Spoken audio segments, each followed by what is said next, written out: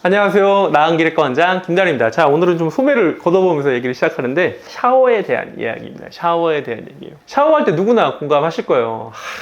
뜨거워! 차가워! 도대체 중간이 왜 없는 거야? 실제로 우리가 한 38도 정도 되는 온도를 샤워할 때 사용하라고 제일 말씀 많이 드리지만 38도를 콕 집어서 정확하게 맞추는 게 쉽지 않습니다. 자, 오늘은 그 샤워 온도에 대한 얘기를 좀 드리고 싶어서 그래요. 샤워는 과연 따뜻한 물에 하는 게 맞을까요? 찬물에 하는 게 맞을까요? 어떤 의사들은 사람의 체온이 올라갈수록 면역력이 올라가기 때문에 따뜻한 온열 치료를 해야 된다. 실제로 항암 환자들을 대상으로 하는 온열 치료법도 있습니다. 저는 거기에 대해서 어느 정도 공감을 하는 편이고요. 그리고 되게 유명한 의사죠. 그 생리학자죠. 데이비드 싱클레어라는 노화의 종말이라는 책을 썼던 그 작가는 이 인간이 가끔씩 동상에 걸리기 직전에 차가운 그 온도에 노출이 되면 건강하다. 실제로 그 러시아에 있는 유치원생들 보면 막 영하 10도인데 팬티바람으로 막 유치원에 막 눈밭에서 막 이러는 영상 있잖아요. 근데 실제로 러시아 사람들 건강하기도 하고 그 슬라브 계열의 강력한 파워는 누구나 다 알고 있지 않습니까? 과연 뭐가 정답일까요? 오늘 그 얘기를 좀 해보려고 합니다. 자, 둘 다 맞는 얘기입니다. 그게 무슨 말이야?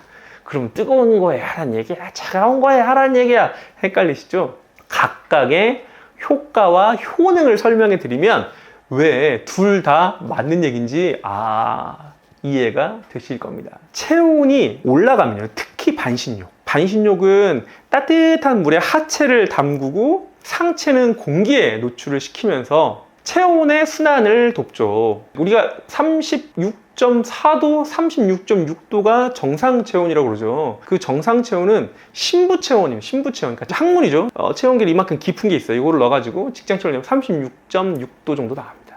구강 체온계나 겨드랑이 체온계도 36.4도 정도 되고 우리 몸은 36.5도 이상이 가장 이상적인 체온이고 0.5도 올라갈 때마다 면역력이 좋아지고 항균력이 높아지고 그리고 다른 외부에 들어오는 균과 싸울 수 있는 힘이 올라가는 거예요. 그래서 감기나 우리가 병에 걸리면 열이 나잖아요. 흔히 이해하기 쉽게 바이러스가 내 몸에 들어오면서 싸우니까 염증 물질이 다양하게 면역세포들이 분비되면서 체온이 올라간다고 설명은 하지만 이론적으로 조금 다릅니다. 체온이 올라가야 내 몸 안에 있는 면역세포, 백혈구나 다양한 그것들이 체온이 올라가야 활성화가 돼요. 그래서 체온을 조절하는 이 중추신경계에서 외부 물질이 들어와서 감염이 되거나 바이러스와 싸우는 상황이 되면 열이 올라가는 거예요. 쉽게 말해서 우리 아이가 아파, 막 목이 탱탱 부었어, 막 감기에 걸렸어. 근데 열이 막 37도, 막 38도 이런단 말이에요. 그러면 이게 심하지 않고 아이가 식사를 잘하고 아이가 이거를 좀 견디면 놔두는 의사들도 있어요. 하지만 40도가 넘어가면 단백질 변성이 이루어집니다. 아이들 단백질 변성 머리에 치명적인 타격을 줄 수 있기 때문에 아이 같은 경우는 40도 이상 몇 시간 며칠 이상 유지되면 그거 자체가 문제이기 때문에 그럴 땐 억지로 해열제로 열을 떨어뜨리죠. 그런데 38도 큰일 났어, 무조건 해열제로 열을 떨어뜨려, 이렇진 않을 수 있다는 거예요. 열은 우리 몸의 면역력을 올립니다. 그거는 부정할 수 없는 사실이에요. 열이 올라가면 내 몸 안에 면역세포의 활성도가 올라가거든요. 그래서 항암을 하시는 분들 중에 이런 그 신부 체온을 올리는 온열 치료하는 분들도 꽤 많이 계세요. 그러면 샤워하는 그 과정, 반신욕을 하면 내 체온이 좀 상승하거든요. 조금 뜨겁고 위에가 좀 차갑고 그러면 순환이 많이 돼서 신부 체온이 올라갑니다. 건강에 좋아요. 면역력을 좀 올려줘요. 그럼 어떻게 하면 좋냐면 하루에 15분 이상, 그리고 길게 하면 안 돼요. 고열은 단백질을 변성시킵니다. 그러니까 높은 열에 오랫동안 노출이 되면 내 몸 안에 있는 단백질이 변성이 돼요. 그렇기 때문에 고열로 오랫동안 있어서 좋을 게 한 개도 없습니다. 적절한 시간은요, 아무리 길어도 30분 이하. 저는 일반적으로 한 15분에서 한 20분 정도 추천을 해드리는데 저희 되게 친한 친척 어르신은 반신욕으로 머리가 백발이셨는데 머리가 이제 검은 머리가 날 정도로 효과를 보신 분도 계세요. 이거는 뭐 개인적인 경험이니까 의학적인 데이터는 아닙니다.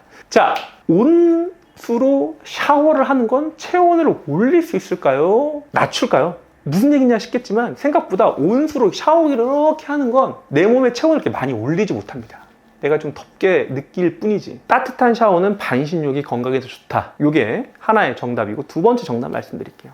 노화에 관련된 얘기인데요. 우리 유전자의 목적은 뭘까요? 유전자는요, 자식을 낳으면, 복제가 끝나면 자신의 소명을 다했다고 해서 그냥 그걸로 끝나는 거예요. 그러니까 쉽게 말할게요. 노화는 유전자의 복사 횟수로 정해집니다. 실제로 텔로미어라고 해서 유전자 끝단에 유전자를 보호하는 단백질 덩어리가 있는데 얘가 짧아지면 노화가 된다는 건 이미 많이 밝혀져 있고요. 그것 이외에도 뭐 다양하게 있습니다. 뭐 미토콘드리아의 산화라든지 활성산소의 역할이라든지 노화에 대한 수많은 얘기들이 있긴 한데 비슷한 얘기가 뭐냐면 내 유전자가 내 체세포가 복사가 많이 되면 많이 될수록 내 유전자는 본인의 책무를 다했다고 판단해서 사면의 길을 걷고요. 그걸 우리가 두 글자 노화라고 얘기합니다. 그러면 내가 젊게 오래 건강에 병에 안 걸리고 살고 싶어. 그러면 내 유전자의 복사, 체세포 분열의 횟수를 줄이면 건강해져요. 웃긴 얘기 같죠? 실제로 의학적으로 증명이 되어 있는 팩트입니다. 나의 염색체의 분열 횟수를 어떻게 줄일 수 있을까요? 사회적인 얘기긴 한데 너무나 살기가 힘드니까 2023년 대한민국 청년들이 결혼을 하고 아이를 낳지 않는 얘기잖아요. 힘들면 유전자가 복사를 하지 않아요. 이거는 정해져 있어요. 내 염색체가, 내 유전자가 복제가 안 하는 때가 언제냐면 죽을 것 같은데 이럴 때요. 괴로운데? 언제 그렇게 괴롭죠? 배고플 때. 그래서 소식하면 건강해지고 노화의 비결이 소식 있다라고 말하는 게 거기서 나오는 거예요.